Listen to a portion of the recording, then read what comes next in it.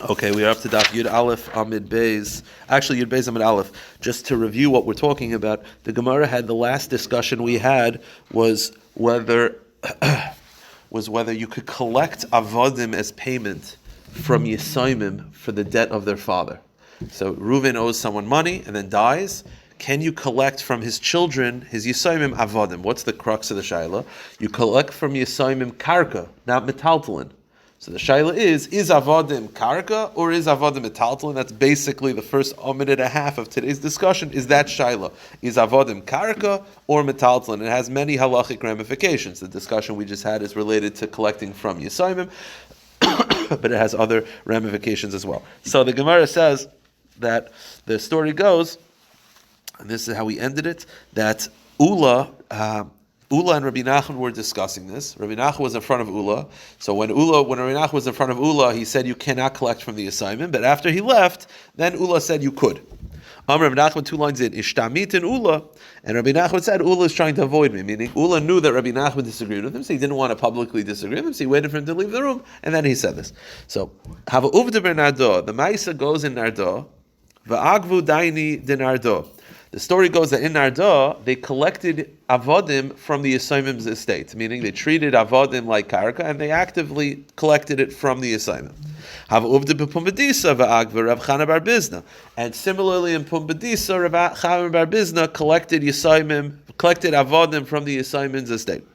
Rav Nachman, who believes that you cannot, because Rabbi Nachman looks at avodim like metaltalin, he said, Zilu ahaduru, return the avodim to the Yisoimim, v'iloi magvinu l'chu laptanaichu, and if you don't, I'll take away your palace. Meaning, I will forcibly return that value. Either return the avodim or I will seize your house.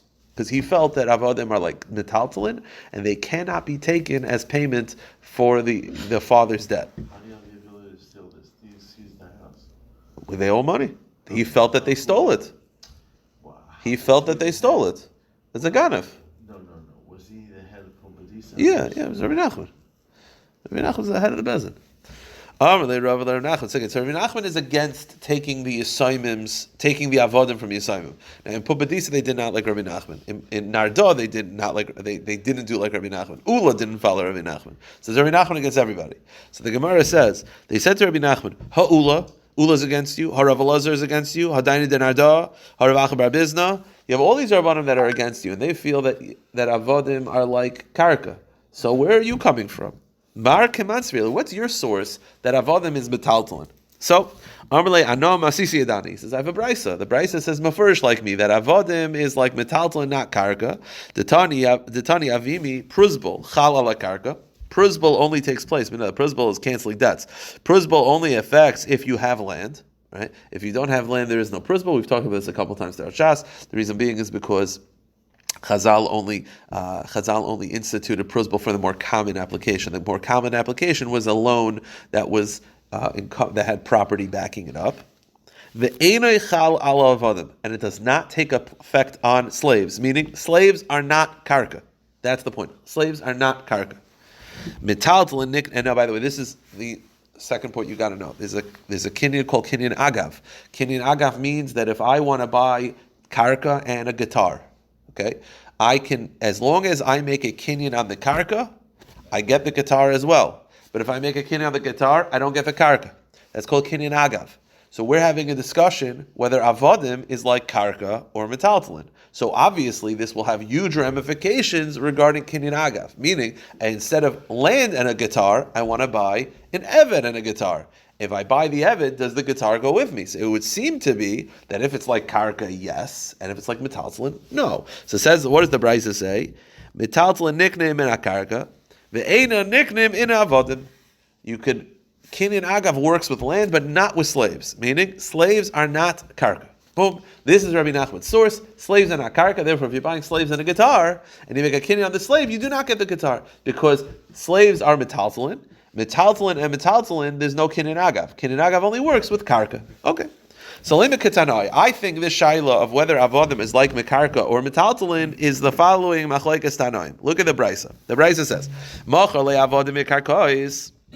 If let's say you're buying land and slaves, hichsik ba'avadim loy kana karkois. If I buy the slave, I don't get the land with kinyan agav. Karkois loy kana avadim. And if I buy the land, I don't get the slave either. Which, by the way, that's interesting because if slaves are like metaltalin, I should get it. We'll talk about that in a little bit. But this is the next line is the most important part. Karkois and metaltalin, right? This is the classic rule. If you have land and movables, kana avadim. Hichzik bekarka kana metaltalin. If you acquire the land, you get the movables. Bimetaltalin loy kana karka, but not vice versa. That's the classic rule of kinyan agav. But this line is the most important line. Avadim umetaltalin. I'm buying a slave and a guitar.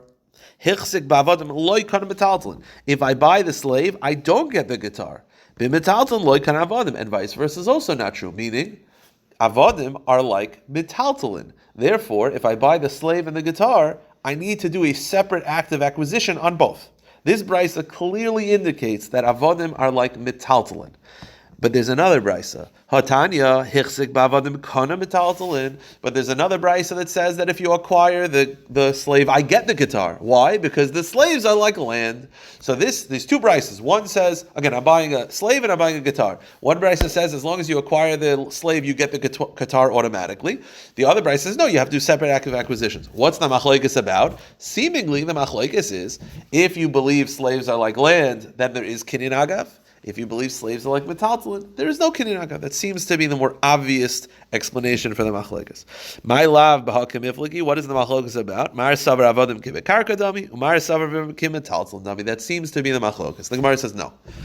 Amar Rav Ika brei derav ami. The kuli alma avodim kive karka dami. No. Really, slaves are like land. So stop right there. There's two brises. One brisa says that if I acquire the slave, I get the guitar. Now that makes sense. Right now we're saying everyone agrees slaves equal land. So if slaves equal land, that brisa makes perfect sense because there's kinyan agav.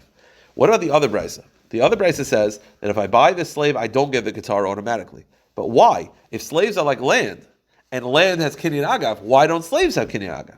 So that's the issue. The Gemara says, really, everyone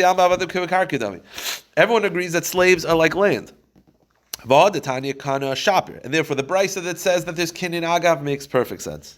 What about the other brisa? Hadatani loikana. The other brisa that says that if I want to buy the guitar and the slave, it does not work. But why not? If slaves are like land, why is there no kinyan agav? The answer is, but inyan karka dumya da'arim mitsuris biYehuda deloy 90. The answer is as follows, and this is like a nice way to get out of a lot of the issues that we're going to be dealing with, and that is, even if slaves are like land in many aspects of halacha, not for kinyan agav. Kinyan agav, the concept is that if I make an active acquisition on land, I get the movables with it. The source for that of the pasuk is buying gold and actual land. So because the pasuk specifically was talking about land which does not move, avodim, even if they have the status of karka in many aspects of halacha, not for this. Meaning, in other words, you could have the concept that avodim is like karka regarding the last discussion, collecting from the Yisomim or whatever it is. But when it comes to kinyan agav, I need land that does not move. If land moves, no kinyan agav. It's the exception. So it's like karka in regarding many aspects of halacha, not for this. Because for this, the source of karka by kinyan agav was talking about actual land that's not moving. Avodim are movable land. So movable land are the exception. The Gemara says, Tanan, what's the source of kinyan agav? The Mishnah says in Kedushin, Nechasim she'en lamachrayis, movables, niknim in nechasim she'esh lamachrayis, are acquired agav by land. What's the source of kinyan agav? The pasuk says, the pasuk says that they gave him gold with fortified cities. The implication is you get the city, you get the gold. So you see the source of kinyan agav is talking about actual land, not halachic land. Avodah might be halachic land, but it's not actual land. Okay. Now this is the first version. Again, we had two brises. One brisa says that kinyan agav applies by avodim. One brisa says that it does not. We explained that everyone agrees that avodim are like karka, and the brisa that says that it doesn't work is because avodim are not like karka regarding kinyan agav. Now we have an ikad amri that flips everything on its head.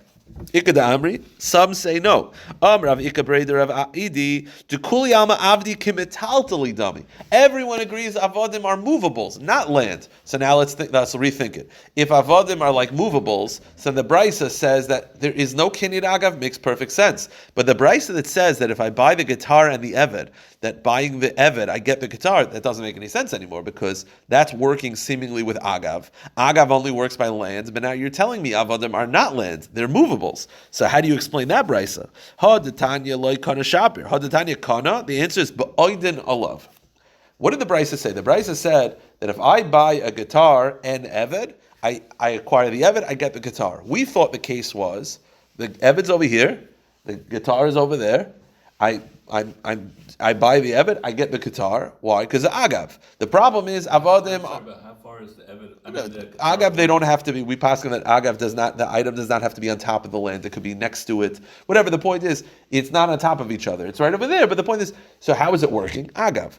But right now you're telling me that avodim are metaltalin. If it's metaltalin, then there is no agav. The answer is the cases where the guitar is on the eved's back, and the kinyan is not agav but chotzer. So the case is, so really avodim, there is no kinyan agav by avodim. But we know that avodim are chotzer, right? They are someone's property. The rule is that if something goes onto your chotzer, it automatically acquires it. So the kinyan is not agav, because there is no agav by eved. The kinyan is chotzer, and the guitar is specifically on his back. So here's a quick question. We had this a couple times in Shas. So you're telling me that the eved is working as a kinyan chotzer. The problem is, it's called a chotzer mahaleches. Right? Chatzar only works if it's stationary. The Eved is moving. So the Gemara is going to basically say, you have to say that the Eved is tied up. No. We've had that a couple times. The Eved has to be kafus, the Eved has to be tied up. So the Gemara says, you're telling me it's working from Chatzar. My have, v'chi oidan alav my have. Wait a minute, Chatzar malechasi. It's a moving Chatzar. The Chatzar malechas like kana, and it doesn't work with kini Chatzar if the Chatzar is moving. V'chi tema ba'oimin. If you tell the slave, stop moving. But wait a minute. As long as he could move, then even if he doesn't move, that's an issue. The answer is hilchos bekafus. You might have to say that we're talking about a case where the eved is tied up. So because the eved is tied up, he's a chatzar that's not moving. The guitar is on his back, and that's why it's acquired. Okay. That's the point of the two sides. Correct. Now, here's the issue. We said before, this brisa, we said that if I have, forget about a slave and movables, talk about slave and karka. We said that if you have a slave and karka, and you buy the karka, you don't get the slave, and you buy the slave, you don't get the karka. That was pretty universally accepted. V'ha'tanya, but I have another brisa that seems not like this. The brisa says, hichzik bekarka kona avodim. One brisa says, again, I'm buying slaves and I'm buying land. One brisa says that if I acquire the land, I don't get the slaves. One brisa says, I do get the slaves. What's the story? So the Gemara says, Hasam ba'oimdin b'seicha. The answer is, over there, the slaves are standing in the chatzar, meaning, so because they're standing in the chatzar, it's working mitzad kinyan chatzar. Okay? Now, You can say huh? Meaning I'm buying land and a slave. So if the slave is outside of the chutzner, no good. If it's in the chutzner, it works. Vatanya, wait, I'm sorry. Huh? Yeah, we're saying now we're saying it's working mitzad chutzner, but it has to be in it. Now, here's the issue. We're going to be touching on, I think, something that you're mentioning. In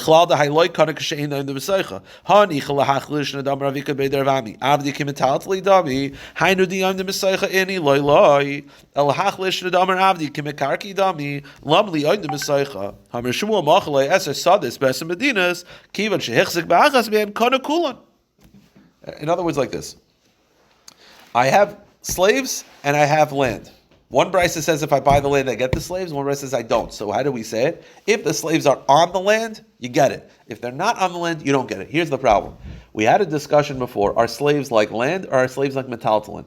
If they're like metaltalin, I get it. They have to be on the chutzner to be working for kinyan chutzner. And if they're not on the chutzner, it doesn't work. I understand that. But if slaves are like land, right? The halacha is that if I'm buying 10 plots of land from you throughout the tri-state area, I don't have to do an active acquisition on all of them. I do one, and they don't have to be on top of each other because land is not on top of each other. So why is it, if you believe that avodim is like karka, then why do the avodim have to be on top of the land? They could be next to the land. So the way the Gemara is going to answer is basically as follows.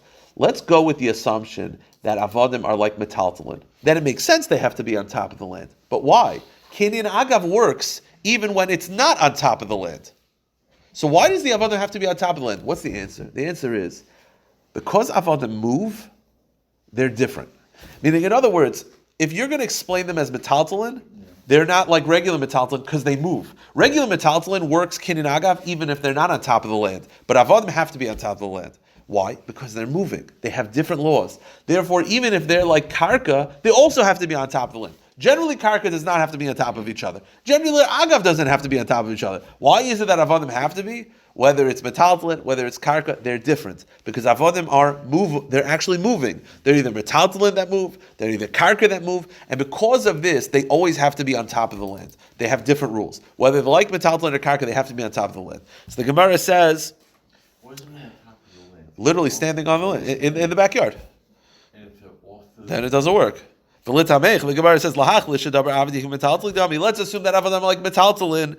Lovely Yami B'Seicha. Why do they have to be in the backyard? Go to the next page. Agav works even if the guitar is not on top of the land. So why do the avodim have to be? What are you going to say? That the Evan is not like a guitar because the guitar doesn't move. And Evan moves. Because it moves, it has to be on the land itself. So too over here, even if you believe that avodim are like karka, shani there's a difference between karka that moves and the karka that doesn't move. All land is all one unit and it's not moving. Therefore, it does have to be on top of each other. But avodim, because they move, they have to be on top of each other. In other words, like this. We had a discussion of whether avodim are like karka or metaltalin. You'll never be able to prove it from the brises because in every case, it's only if it's on the land. If it's agav, it should be able to work if it's off the land. If it's karka, it should be able to work off the land. The answer is this moves, and therefore it's different. And therefore, however you understand it, whether it's karka, whether it's metaltalin, it'll have to be on the land itself. No. Yeah, I guess so. There's no way to. You can get out of it in every way you want. Okay, so it's like this. Okay, new discussion. From here until the end of the daf, it's very simple. Let me just explain. The Mishnah said that I only have to pay hezek if my ox gored an ox that doesn't have me'ila. Meaning, if my ox gores an ox that belongs to the Beis HaMikdash, I don't have to pay. The way the Mishnah described that is anything that has me'ila, I don't have to pay. So here's the issue. This is subtle. It's a Beis HaPsukim. Yeah, exactly. It's based on sukkah. Now here's this subtle issue. The Mishnah did not say I'm exempt from all things that belong to the Beis HaMikdash. It said all things that have me'ila. Now here's the deal. When you have in the Beis HaMikdash, there are two types, there's two categories. There's kachim kalim and kachik kachim. Kachik kalim applies to some karbanos that are lesser, like shlamim, and those type of karbanos, bachar. It also could belong to something that you just donated to the Beis HaMikdash for monetary value. But let's go with just a shlamim b'char. Let's go that's kachik kalim. Then there's kachik kachim, chatas, oila. Me'ila only applies to kachik kachim. So the Mishnah didn't say I'm exempt from all things that are holy. It said I'm exempt from all things that have me'ila, i.e., I'm only exempt from kachik kachim. If my ox gores kachik kalim, I'm going to have to pay. Because the Mishnah never said I'm exempt from all things holy. It said I'm exempt from all things that have me'ila. The only things that have me'ila are kachik kachim, not kachik kalim. So in other words, if let's say this table is... Well, let's go simple. Let's go in animal. Let's just go animal to animal. My ox gores your ox. That's set aside to be a shlamim, which is kachik kalim, I'll have to pay you. But if my ox... You don't have to pay. No, the Mishnah said I only don't have to pay when it has me'ila, which is kachik kachim, which implies that by kachik kalim I would have to pay. But let's say, is there me'ila on a table though? No, only kachik kachim. Oh, that's only... Well, at least by karbanis. Non-karbanis, I don't want to get involved. But let's say with animals that are set aside to a carbon, it's only by kachik kachim. So the point is, the Mishnah never said that I'm exempt from my animal goring another animal that's holy. It said I'm exempt from goring an animal that has that has me'ila, which is kachikachim.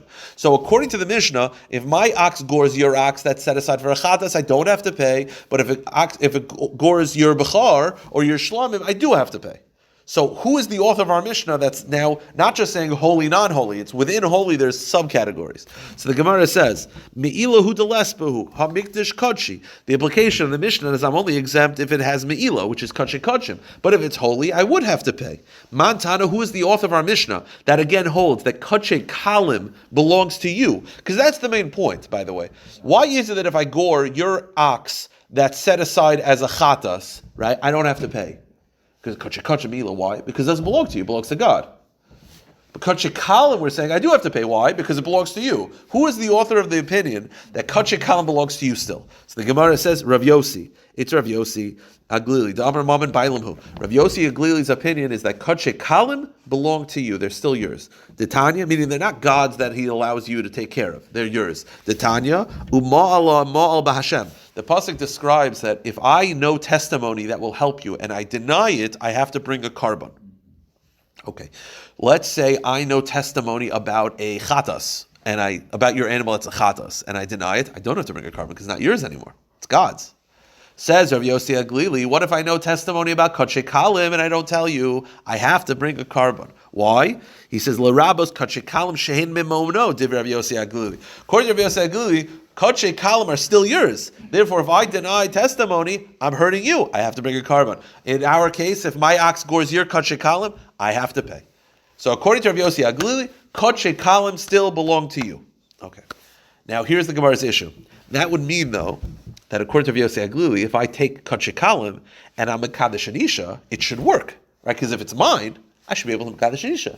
But there's a Mishnah in Kedushin, hamakadosh bechelkoi ben kachikachi ben kachikalim enu mekudeshes. The Mishnah says that if a kohen takes his share of either kachikachi or kachikalim, he cannot be mekadosh and isha because it's not his anymore. Lema delo Rav Yossi Aglili. That sounds not like Rav Yossi Aglili, because Rav Yossi Aglili says kachikalim belongs to you. The answer is no. Afilu tem Rav Yossi Aglili ki amar Rav Yossi Aglili mechayim aval achar shchita afilu Rav Yossi Aglili mauda dichi kazachu meshulcha gavaya kazachu. The answer is, even Rav Yossi Aglili, there's a difference between a live animal and a dead animal. Meaning, you have a shlamim, you have an ox, you set aside it as shlamim, that's still yours. It's kachikalim, but it's still yours. It's shechted in the Beis HaMikdash, and then they start divvying up the meat, no longer yours. So when Rav Yossi Aglili said it's yours, he was only talking about before it was brought as a carbon. Once it's brought as a carbon, it doesn't belong to you anymore.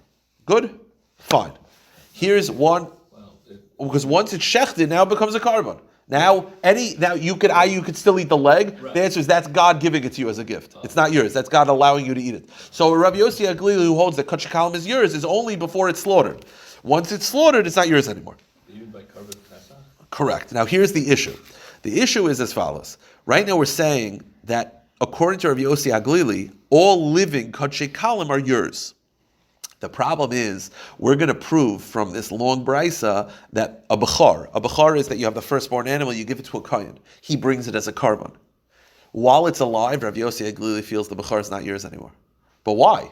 It's kachikalim, that's alive.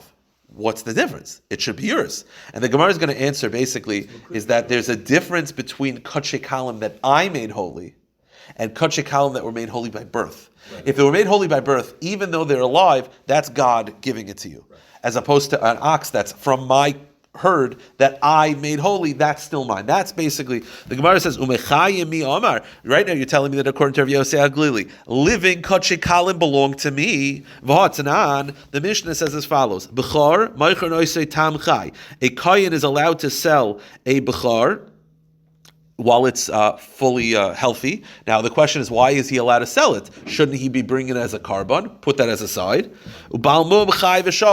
And he's allowed to sell a balmum because the halacha was that during the times of the Beis Hamikdash, if a bechar had a mum, the kohen could eat it for personal use. So the kohen is allowed to sell a bechar that has a mum. He's also allowed to sell, as long as it's alive, even if it's shechted, but he's allowed to sell a bechar that's unblemished. Why is he allowed to sell a bechar that's unblemished? Shouldn't he be bringing it as a carbon? Why is he allowed to sell it? It's not his anymore.